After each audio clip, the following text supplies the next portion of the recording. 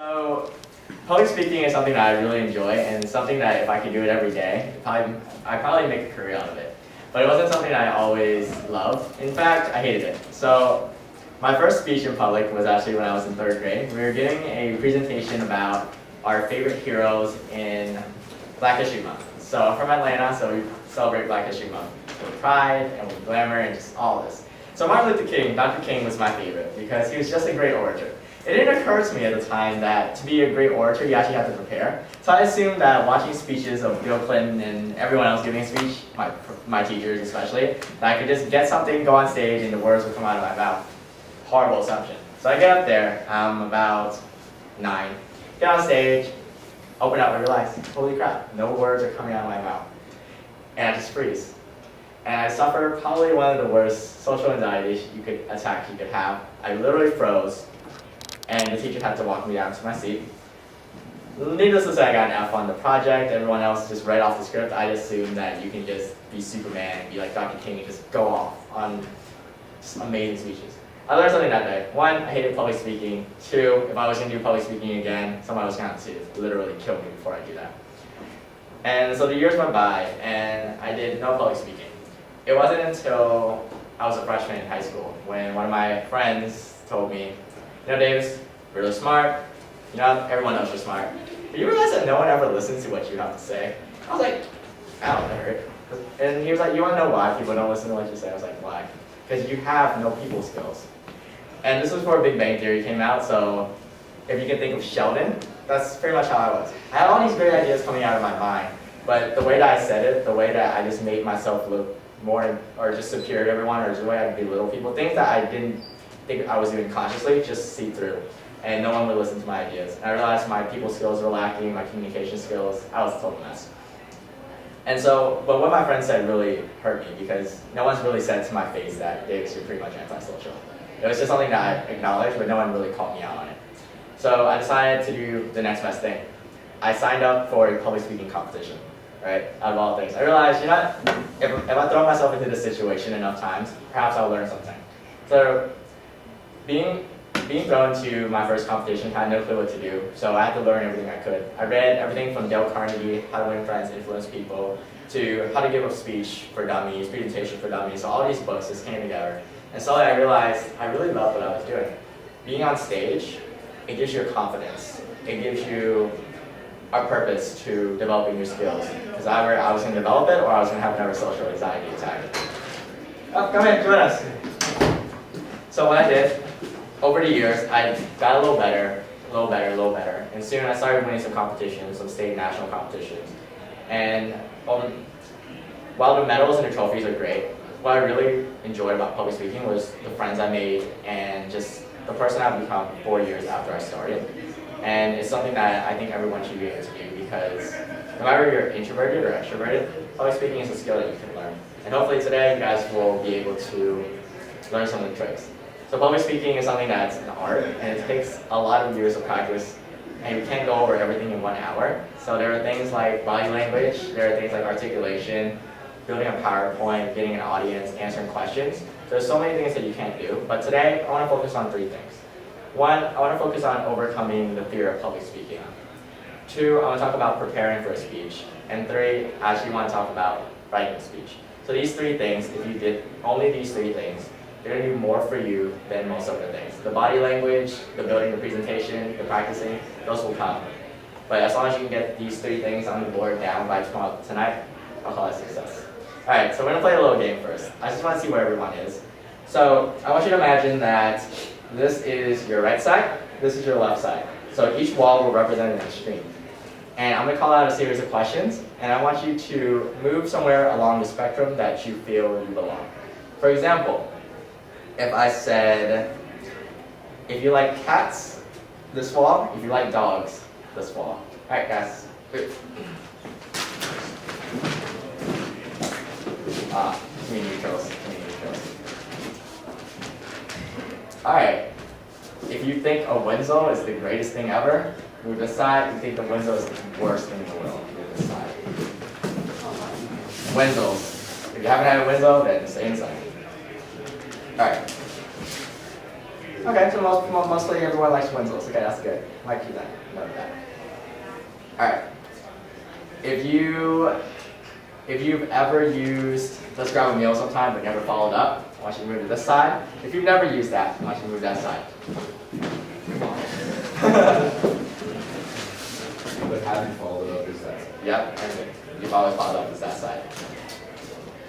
All right, so that was the practice. So that's essentially how it's going to work. I'm going to ask you a couple of questions related to public speaking. The first question is, if you've ever been scared of public speaking, I want you to stay on this side. If you have no fear at all, this side. No fear. I like that. Why no fear? I've had training. You have had training. That's awesome. That's awesome. All right.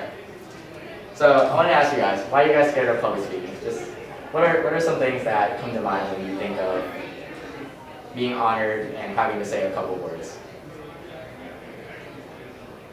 Messing up in front of people. Messing up in front of people, right? That's a good one. Anything else, guys? It's a gut reaction. Gut reaction. It is a gut reaction. All right. So I'm going to share with you some facts. So one, public speaking is the #1 fear in the world. Some people would rather be in a casket than they would actually deliver the eulogy. So that's a known fact. But here's a surprising thing. When I first started giving speeches, I thought the same thing. Public speaking is really scary because what if you mess up? What if you blunder? What if you freeze up on stage? But there was one secret that I always kept in the back of my mind before I went on stage, and it just really helped me. And I found out I wasn't the only one who used this secret. It's this. Think of yourself when you're on the audience and you're looking up and someone's presenting. What is your impression of them? Do you want them to succeed or do you want them to fail? Anyone? Succeed, right? All right, next question. When there's a public speaker on stage giving a presentation, if you're there to have them fail, I want you to move to this side. And if you want him to succeed or her to succeed, I want you to move to this side. Oh, you want him to fail? I see. I kind of want him to fail. So one thing, when you're thinking about having your fear, I want you to remember, no one in the audience, okay, you're the exception, wants you to fail. Everyone is there, they put out the energy, they put the time, they put the money to come to hear you speak because they think that you have something worthy of being heard, something that they can learn from you.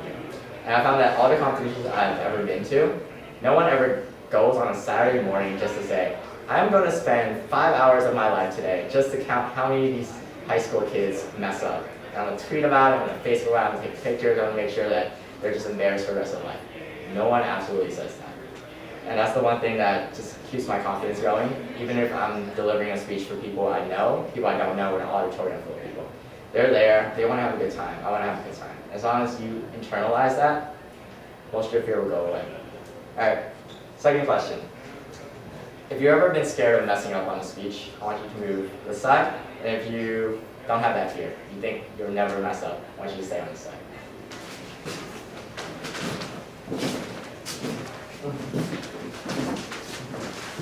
All right, so everyone's scared of messing up. And it's very natural, because in a speech, there are so many things that can go wrong. Your equipment can fail, your PowerPoint might not work, you might forget the words, you might not even know what you're doing.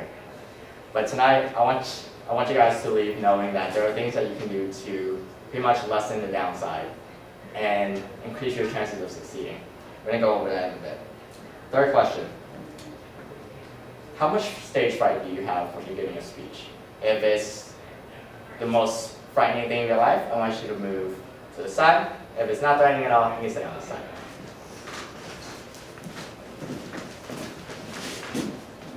So you vary the spectrum. That's awesome. So stage fright is actually pretty normal, and if you ask any professional public speaker, everyone gets a little stage fright. But they actually appreciate the stage fright, because when you're going on stage, even if you've done it for the 100th time, your adrenaline just rushing through your body. It gets you to think clearer, makes you think faster, and you're more aware of the surroundings. So the chances of you actually messing up are actually decreased. So this summer I did a public speaking course with Susan, and part of my research was finding out ways to combat stage fright. What I found was the exact opposite.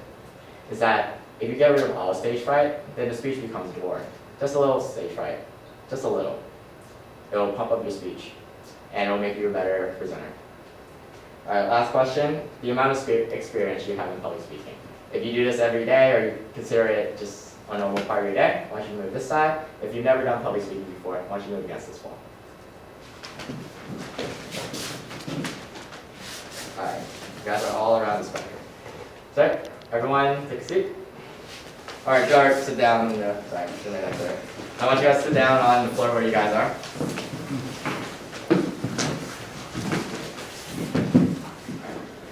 So overcoming fear of public speaking is probably the most important thing you have to do, because there's nothing, everything else in public speaking is very easy. Coming up with speech, practicing the structure, but the hardest part is actually getting on stage and with the mentality that you will succeed. So tonight we're gonna do some practice, but when we practice, I want you guys to keep the one thing in mind about overcoming fear of public speaking is that those around you want you to succeed. No one's coming out here for an hour of your time and my time just to watch me mess up. So I want you guys to keep that in mind. All right. Second thing we want to talk about is preparation. So there are two takeaways from preparation. There are many things that you can do to prepare for a speech, but I want you guys to do this. Let's just take out a sheet of paper, and with your dominant hand, I want you to write your name. First name and last name.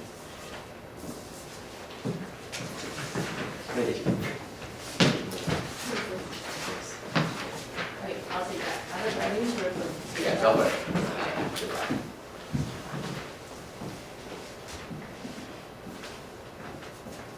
Good job. Very nice. You can even do it on chalkboard if you want. Does that work? Want to do it on chalkboard? Go. Alright, so I want you guys to write your. Now switch hands with your non-dominant hand. Now I want you to write your name.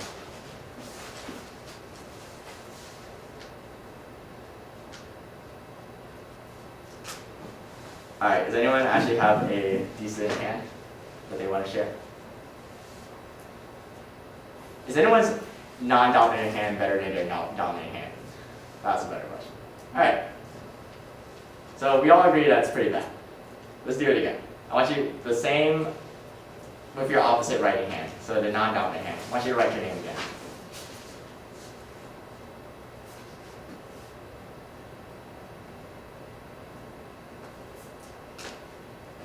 Alright. I want you guys to do it a third time.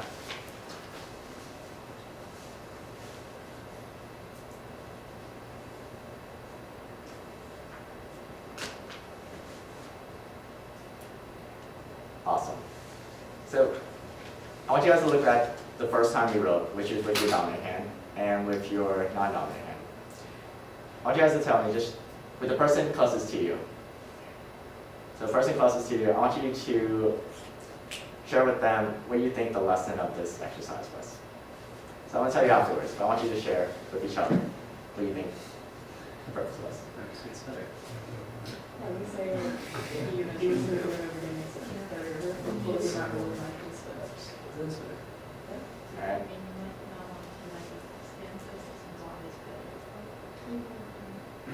Alright, so we're going to go around. We'll go for it. So my right hand was broken at one point in my life, so I don't learn very much of it. That's why you were so good. That's it. It's You're so exceptional at this. that was a social difference. My left hand sort of sucks. But I guess the lesson is that most things not good and that we can work on it. Okay. Practice. Go for it. I noticed that like the first time I wrote with my non-dominant hand, it actually came out a lot better than the other times. And I think it was because even though like practice does make perfect, you have to like be very focused when you practice. I You're see. focused at first and that's times it does okay. Kevin, you want to join us? You don't have to be back there. Oh, you want? We will later. Alright, Cameron? I guess even though the product wasn't necessarily better over time, I was like, different things to think about. Okay. when you try. Frank? It doesn't seem to get better repeating, but quicker. Interesting. Quicker. Nancy?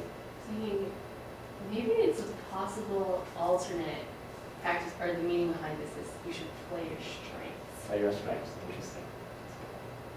Oh no, I was gonna say, since we always try to use our right hands, we don't think to use our, okay, always try to use our dominant hands, we don't think to use the other one.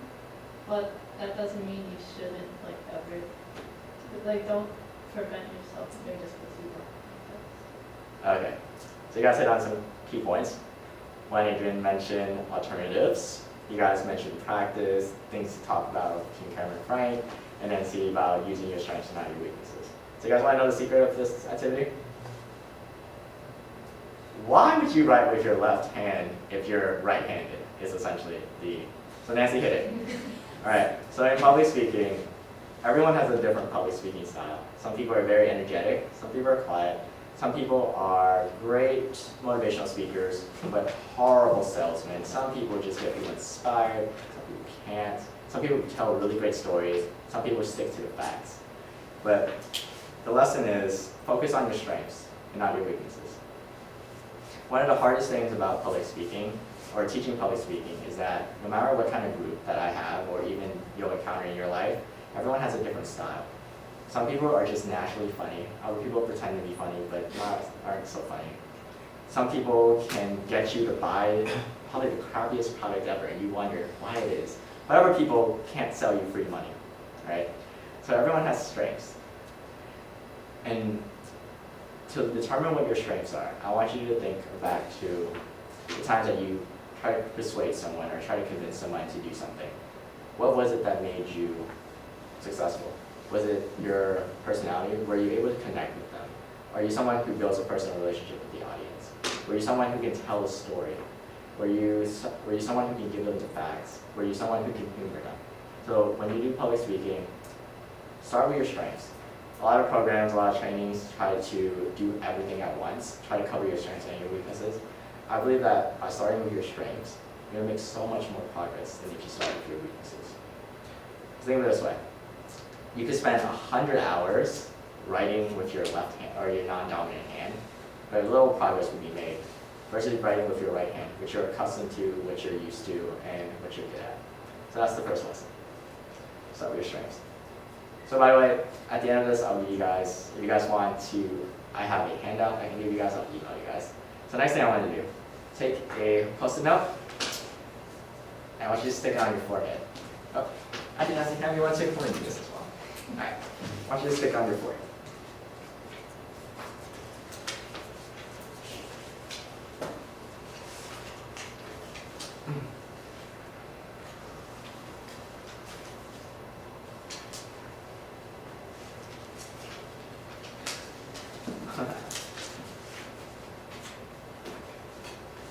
Alright. Before we go into this one, we're going to go around and if you've done public speaking or if you haven't done public speaking, I want you to say what you think your strengths are as a public speaker. I really like telling stories. You're good at, like, organizing and coming up with presentation material. So I'm good at being vulnerable. I love that. Right? I don't know. I'm bad. Karen? I think I'm good at coaching. So kind of like how-tos, right? How to pretty much training. That'd be good. You were a swimmer, right? Yeah, of course. You can see that actually. I can see you coach. Adrian? Not entirely sure, maybe connecting things. Yeah, something like vulnerability / like personal stories. I kind of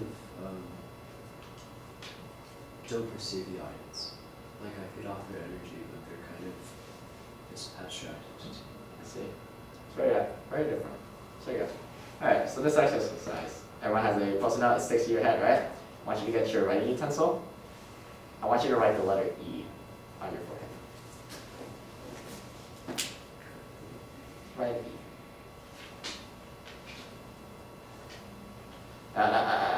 Forehead.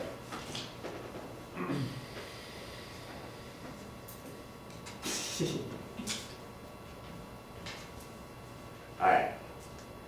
So, I want you you guys to take off your sticky notes.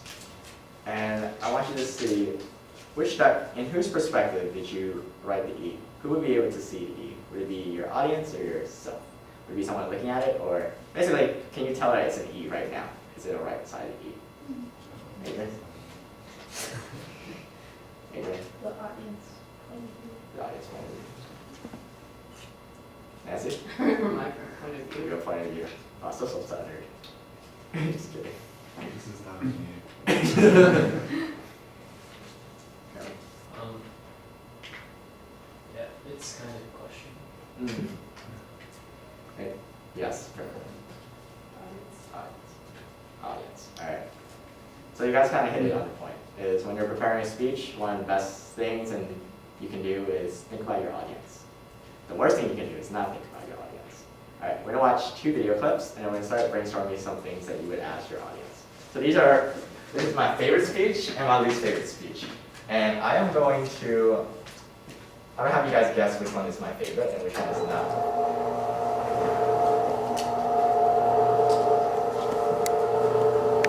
Alright, so we're gonna watch about a minute of each.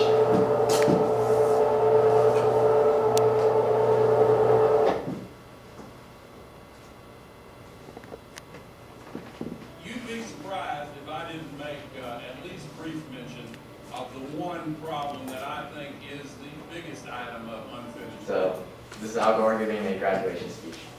business on our agenda. Gushing oil at a much higher rate, spilling out the equivalent of one Exxon Valdez oil spill every 4 days. But it is far from the only uncontrolled gusher of pollution. Mountaintop mining practice, which spills all the debris down into the valleys.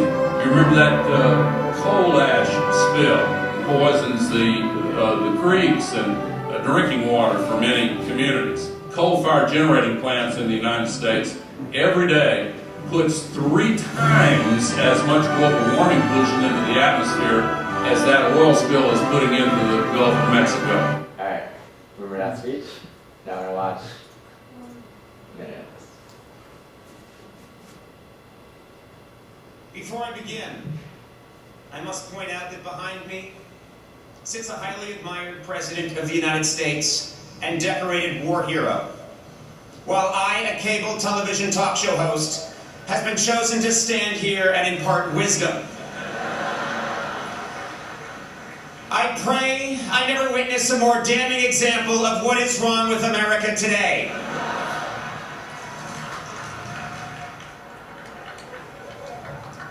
My first job as your commencement speaker is to illustrate that life is not fair. For example, you have worked tirelessly for 4 years to earn the diploma you'll be receiving this weekend. That was great. And Dartmouth is giving me the same degree for interviewing the 4th lead in Twilight. Deal with it. But don't get me wrong, I take my task today very seriously. When I got the call 2 months ago to be your speaker, I decided to prepare with the same intensity many of you have devoted to an important term paper. So late last night, I began. Alright, guys. Alright, so we'll go around, and let's imagine that you were on the committee to pick who the speaker was. Anyone for Al Gore? No? Alright, so let's go around, start with Will. What did you like about Conan O'Brien versus Al Gore? Well, to Conan talked from his perspective, from the student's perspective. Al Gore seemed very, sort of lazy almost with the way he was saying his words, and Conan was just very sharp and maybe that little bit stage fright. He's good. He's just to be very present. Well, Brian was very aware that he was going to be talking to college students, and also that he was going to be around. He mentioned in the beginning that there was some very distinguished man singing behind him. He's just like this talk show host, and he was very aware of where he was going to be, and he tailored his speech to that audience. going off the awareness quote, I guess people probably weren't laughing when Al Gore gave his thing, but like he was aware of the audience, like when they had their response, and he paused and just could exactly what they were doing. What Al Gore was talking about didn't seem relevant to what students were kind of interested in. I feel like when he was saying it too, like it didn't really have much meaning behind it. Like I was like really interested in processing what he was saying. And so it kind of rhymes like, you know, every word he said had meaning, and everything, and the way he said it put meaning into the words. So what I was finding was like, he like built in humor and points that might not be according to what he means, but it gets the audience like ready, like it's more receptive to listening to them. It's a building rapport, definitely. So let's imagine you guys are giving a speech. What kind of questions would you consider about your audience? Go, sorry. Why am I there to give the speech to them? Why are you there to give a speech? What do they want from me and how to make it to them? It's like you don't mind. A little cheat sheet. You cheated. Totally there.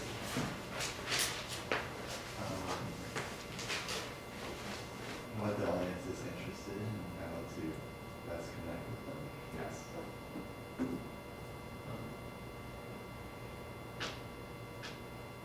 Whoever like brought you there, like what do they want you to be doing? Yes, that's good. Yes, how technical you can be speaking? So if you're like giving a speech to just a general audience, and you're not allowed to use jargon, then like you're making a presentation to like a bunch of scientists or something. You go to So what the audience already knows. It's a good one. I feel it's good to know what they already expect to do. There.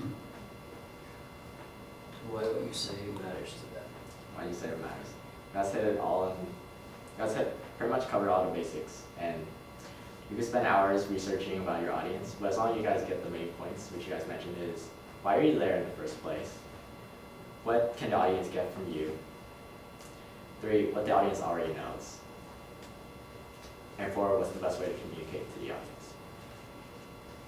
One other thing I would add is to actually get to know the audience. So one of my favorite public speakers, what he does is before he goes into any corporation, if it's Google or just a dumpster collection or just anything really, what he does the day before he goes, he contacts the person who brought him to speak, and he asks if he can have a job for a day. And he'll follow them, and then he'll learn the lingo, he'll learn jargon, he'll learn the insider jokes, he'll learn who everyone gossips about, things like that, and he incorporates it with good faith, of course, with their permission, into the speech. So I remember one story where he went to a Fortune 500 company where the CEO recently cut the budget for Staples, so every employee had to get their own Staples. So he came on stage and he said, "Hey guys, I have some free Staples if you stay with me until the end of the presentation." So of course they all laughed, and then it just built this rapport. And then throughout the presentation, he would make fun of just little things that happened. For example, he says, I went to the water cooler, it's like there was no water, because they have this rotating sheet where people are supposed to refill the water, but no one really refills the water. So they felt as though he is one of them. And this is Colin O'Brien's speech, and he does this a lot. And he makes a bunch of Dartmouth references, and he belittles Harvard with his time and a bunch of other schools. So it's getting to know the audience is definitely an important part of the presentation. So 1, focus on your strengths, not your weaknesses, and 2, focus on the audience. All right. Does anyone have any questions so far? Awesome. All right. Next, we're gonna have structure. So we've covered the audience, and we've covered overcoming your fear of public speaking. The next common thing is, what do I actually say? What do I talk about? And I'm gonna go around, and if you have a favorite speech in mind, I want you to list out what the speech was, who gave the speech, why they gave the speech, or why did it interest you? Why is it your favorite? For example, my favorite speech is Obama's speech from 2004 from the Democratic National Convention, where he talked about growing up as the son of two immigrants, because I could relate to that. Let's start with Cameron. We'll break the circle. Alright. I guess just off the top of my head, I like the Coach Carter speech. Oh, yes. Yes. In the movie. Yeah. I haven't seen the movie, just Why do you like it?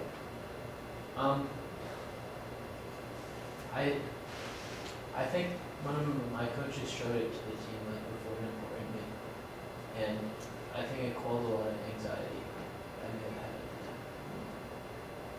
Very purposeful. Nice. It's purposeful. Adrian? The song that I really enjoy is, I'm not even sure what the context was, I think it was Muhammad Ali and how I think it was like some pre-fight conference with like, I don't know which fight, but I just remember, like, it was very short and I just remember the speech being very, like him showing off his confidence, like I heard one of the things he says is that like, the light turn off the light, well, and like before the light turns off, he's already looking at it, things like that. I haven't watched that many speeches, but Steve Jobs' speech at Stanford. 2005. Can you go up to me? Go for it. Yes. Adrian? Maybe we the same speech. Adrian. Does it have to be like a formal No. speech or like a, so, like I was at a, do you know Ivy Scholars? Yes. I was at Ivy Scholars last summer, and there's quite a who gave, but it was kind of a seminar. He was like, his name is Justin Zermby. He spent 12 years at Yale, and he basically talked a lot about how it wasn't like so formal, it was actually really like open, and he talked a lot about his own personal experiences, which was like, it was like, he was a really good storyteller, and he was also like really nice to us, like, he's like, you know, if he gave us a lot of good advice that actually was relevant to just us as individuals, instead of like thinking of us as like whole like students who are like hungry to go to high school and things like that. This is not my favorite speech, but the one I can think of that I've seen recently that really like moved me was Sheryl Sandberg's talk last night about the Lean campaign, and I think it was a really good speech because she said all these facts about women, and as a woman I can relate to that. I said, oh, this is me, this happens to me and I can relate, and then she says this is what you can do about it, and then she makes it very relevant, very actionable, and I said, wow, now I want to do this. Frank?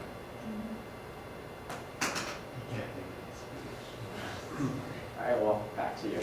I was fortunate to have attended a conference in which Tony Blair gave a speech. And his speech was remarkably unpolitical, unpolitician-like, in the sense that he really delved in a lot of issues regarding China's relationship with the West. And I really took a lot of insights that, from his tenure as Prime Minister, Did you bring his experience in with that? Okay. So, does anyone notice a theme that's within all our speeches? They do matter to you, but there's a reason why they matter to you. I noticed that no one picked a speech that a professor gave about some math equation, or you guys didn't do a presentation about statistics or anything like that, or where numbers were drawn. I noticed that each of you guys picked a speech where the person speaking to you related to you, because in a way, you related to the person who gave the speech, right? And majority of the speeches, they had some kind of story behind them, right? So this is another secret of public speaking that I discovered. I wish I knew this when I was first starting out. I would have won so many more competitions with it, so much better. Is the audience does not care how many statistics, numbers, charts, graphs, PowerPoints, bar graphs, whatever. They don't really care. You can give them 100 examples of why they should donate money to the Red Cross, or you can tell a story of one person who's affected by the Red Cross. stories. That is probably the number one secret about public speaking and just engaging the audience is having stories that they can relate to or that you can relate to. So last year I was in the Yale public speaking competition here, and there were so many competitors, and they all came with different styles. Some people did numbers, some people literally brought prompts and things. It's all over the spectrum. So I was fortunate enough to be one of the 3 winners, and I realized before even the winners were picked, they weren't the best orators. They weren't the most polished speakers. They didn't have the best body language. They didn't have, hey Chris. The people who won, this is just for all years, not just party, just not for the class of 2015, but all 9 winners, I noticed what they shared was when they went up and spoke, they all told a story at some point in their speech. Well, the girl who ultimately won first place, she told about her and her dad planting a tree and how she would go back every year as a metaphor for returning home. The guy who won third talked about literally moving from place to place and his family's adventure from East Coast to West Coast. And I told about conversations I had with my grandma. I realized that the 3 of us, we were nowhere near the best orators. We weren't the best presenters. We weren't the best anything. But we were really great at was telling stories. And does anyone here watch TED? That's just TED Talks, yes. Have you guys ever noticed that the top TED Talks always begin with a story, or they have a story within them? I found out early on that if you can relate a story somehow into whatever presentation you're giving, you're a lot more persuasive. I'll give you an example. I'll give you a short example of how this works.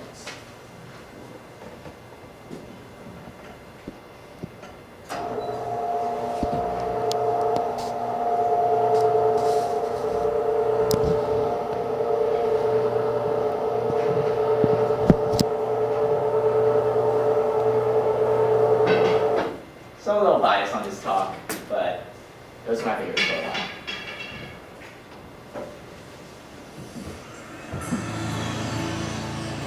So we're not going to watch all of it, it's really long. So we're going to watch the first minute and a half of it so you guys can see what I mean with the story. When I was 9 years old, I went off to summer camp for the first time, and my mother packed me a suitcase full of books, which to me seemed like a perfectly natural thing to do, because in my family, reading was the primary group activity. And this might sound antisocial to you, but for us, it was really just a different way of being social. You had the animal warmth of your family sitting right next to you, but you were also free to go roaming around the adventure land inside your own mind. And I had this idea that camp was going to be just like this, but better. I had a vision of 10 girls sitting in a cabin, cozily reading books in their matching nightgowns. Camp was more like a keg party without any alcohol. And on the very first day, our counselor gathered us all together, and she taught us a cheer that she said we would be doing every day for the rest of the summer to instill camp spirit. And it went like this. R-O-W-D-I-E, that's the way we spell rowdy, rowdy, rowdy, let's get rowdy. Yeah. So I couldn't figure out for the life of me why we were supposed to be so rowdy, or why we had to spell this word incorrectly. Alright, so I'll let you guys watch the rest of that if you guys are interested. It's a great TED Talk. But I want you guys to test that theory out. Go back to your favorite TED Talk. I bet you that somewhere along the line, there was a story. Even if it's not a personal story, there's a story somehow within it. The way that I have this structure I like to use when I give speeches and I don't have time to prepare, or even if I have time to prepare. I like to begin with a story. Like how I did tonight with how I overcame my fear of public speaking. And then I like to relate back to my story, kind of reference it throughout the presentation about my experiences. And in the end, I like to leave the person with a message. As in how Sheryl Sandberg just gave you this inspiration to go out there and change the world and just take the information, right? I find that good speeches, they begin with a story that's relevant to the points that they're trying to communicate. And third, they leave the audience just feeling empowered and wanting to do something. Whether it's to donate for a cause, to become a better leader, or if it's just to be a better friend. And And to demonstrate how this is, I want you guys to do a short little exercise. I want you guys to write down the name of someone you really look up to, you admire. It could be your best friend, someone that you just couldn't imagine your life without. I want you to write their name down on a sheet of paper.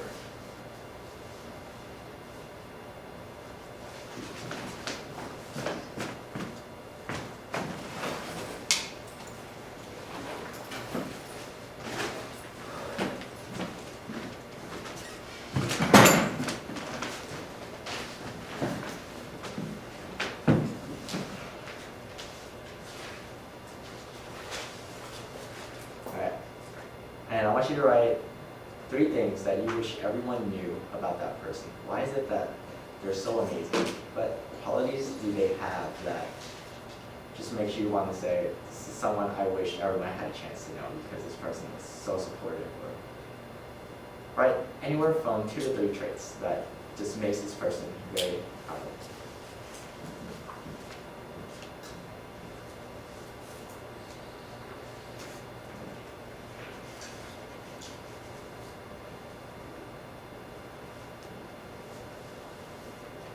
Alright, now the slightly harder part. I want you to think of a story or a time that made you realize this person had all these qualities. It doesn't have to be one story, it could be multiple stories. I want you to think of an incident that just made you feel as though this is the person who I look up to because they're A, B, and C.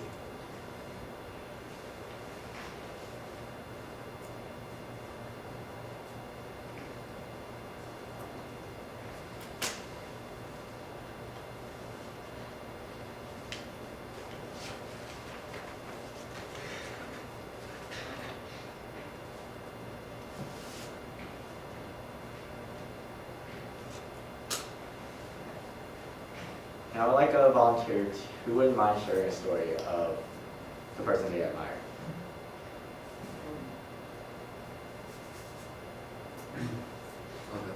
Would you go up? Alright. Hold up. Second.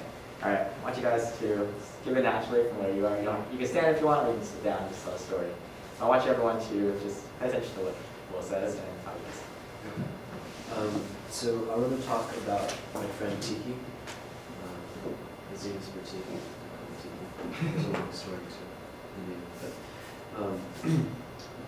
so we met the first day of my freshman year.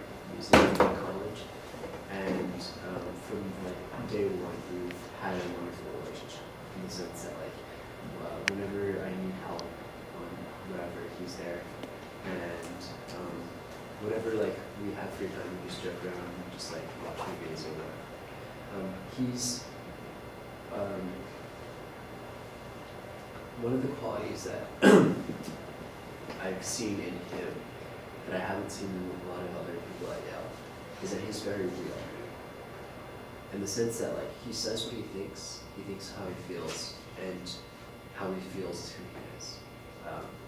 And so sometimes at Yale we have this need to image craft. We go on Facebook and put up photos of us being happy with friends at like events that are kind of cool. But he's very real in the sense that if you have a conversation with him, you'll know exactly what he thinks on a certain issue, and he will just give it to you straight up. An example of this is like I was needing to like study for a test. And you know how the day for the test you're usually like stressed out, and you're up until like 1 a.m. So at like 2 a.m. I was like, screw this, I'm gonna go like watch a movie. And he was like, dude, get your shit together. And in a way that was just very, very gentle, but also like very flexible. Nice. Alright. Nice ball. So what did you guys observe about the Will's presentation with his story about you? Did it come out naturally for you, just recalling everything? Why was it natural? Why did you feel as though you had to force what you had to say next? Maybe because of the story I had already went through. I'm describing something rather than making it up. So, any other observations, guys? Is there like conversational? It's very conversational. Very natural. Yeah, very natural. It's like what the animations and Mhm. what you want to know. Like a one-sided conversation. Does anyone else want to share? Or if not, I'll go. Okay. So I've always admired my cousin.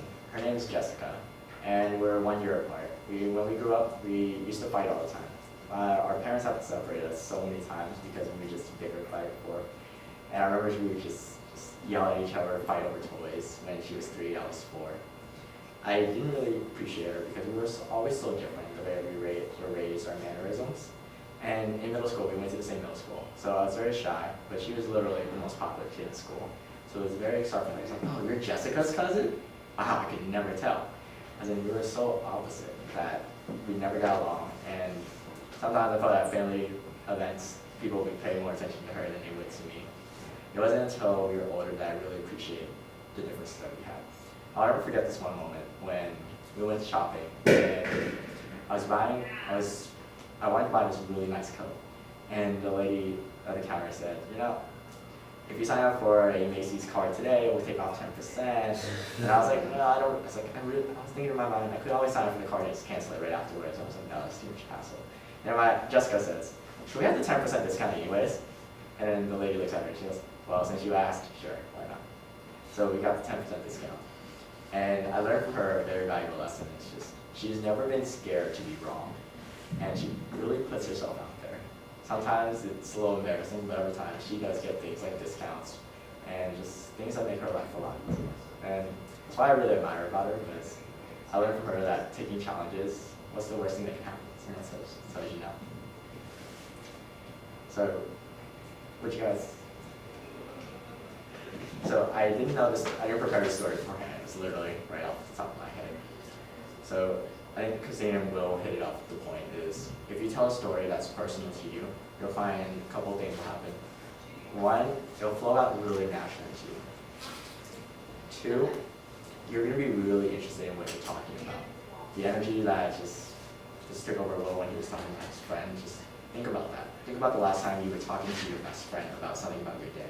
Just notice how you glowed. Just notice how you just wanted to tell everything. Presentations do not have to be boring, as long as you add a personal touch to it. So this goes back to working on your strengths.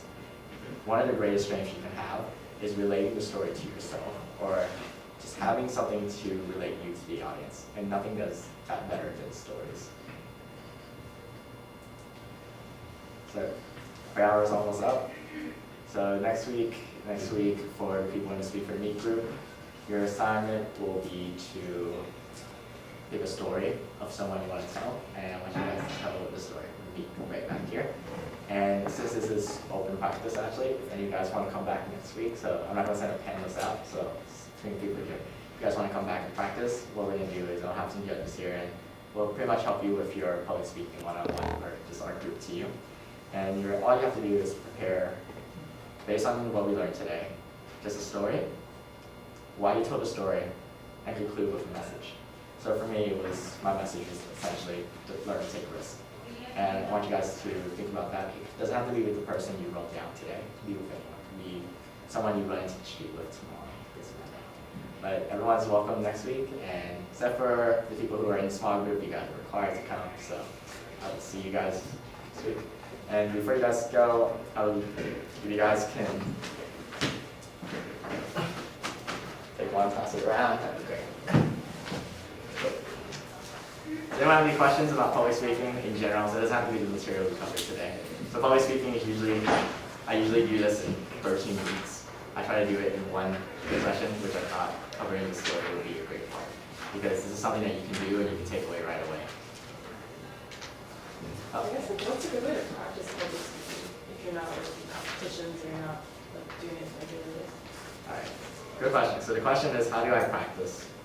So practicing it's a lesson in itself, but essentially, you can think of public speaking or practicing for a speech in 3 ways. 1, knowing your message, so the actual words that come out. 2 is how you say it. And 3 is your body language while it's saying it. So I'd like to think of it as your message, your voice, and your body. So my mouth, body, if you like to think of it that way. And what I like to do, and what I find is very helpful, is first learning the message I'm trying to see. So if I'm telling a story, then I would write down the story, and I try to remember the story, not word for word, but just the key points of it. And I practice it over and over to myself without worrying about my gestures or if I'm articulating correctly, just worrying about nailing down the message. After I nail down the message, I move on to articulation, which is, should I be pausing more? Should I be talking faster? Should I be talking louder? Should I go soft? Things like that. And then finally, I put it all together and I get on stage, if I can, and I walk around, pace around. And it really helps if you don't have access to anyone to give you feedback. I usually like to get here and just support myself. At first, it's very awkward looking yourself give a speech, then you learn so much about it. I hope that answered your question. Oh, no. Yeah, so usually I do 3 rounds of practice. 1 is your message, 1 is working with your articulation, which I go back and I write things like slow down here, pause here. And the 3rd thing is recording myself just with my gestures and my body language. And the most important thing is for you to be comfortable in all stages. Bless you both. Yep, Karen. Do you tend to pick the story first or the message? Ah, good question. Wow. I tend to pick the message first because if I don't know what the message is, the story has no meaning. I can just tell a random story has nothing to do. So I always start with my audience. I figure out who the audience is, and depending on what the audience is, I want to answer the question that we went over the last hour, which was, what does the audience want to know from me? And I try to find that message. After I find the message, I go through my repertoire of stories, and I try to think of a story that could demonstrate that point best. And realize that not all the stories you tell have to be about you. So for example, the story of my cousin, I was pretty much a bystander in the whole thing. And even if I like to grab lunch with people because I think people have the most amazing stories. And I like to, sometimes when I'm giving a presentation, I just think, crap, Nancy gave me something at breakfast today that I would like to use. And I'll call Nancy, I was like, Nancy, remember last time you told me about this and I would like to use it in a presentation because it demonstrates a really great point. So I try to start with the message and then I move on to the stories. I usually have a bunch of stories that I pick out and then ultimately I go with the one that best demonstrates the message in a clear way. Yeah, that's a subtle question though. I wouldn't think about asking that actually. That was actually we should cover it. Do you have a question, Chris? No, I was 40 minutes late, but so That's fine. I could ask what I missed, but We can talk about that afterwards. that's fine.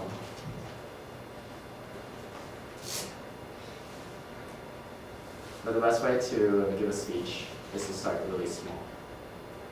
The first speech I ever gave was in front of the mirror.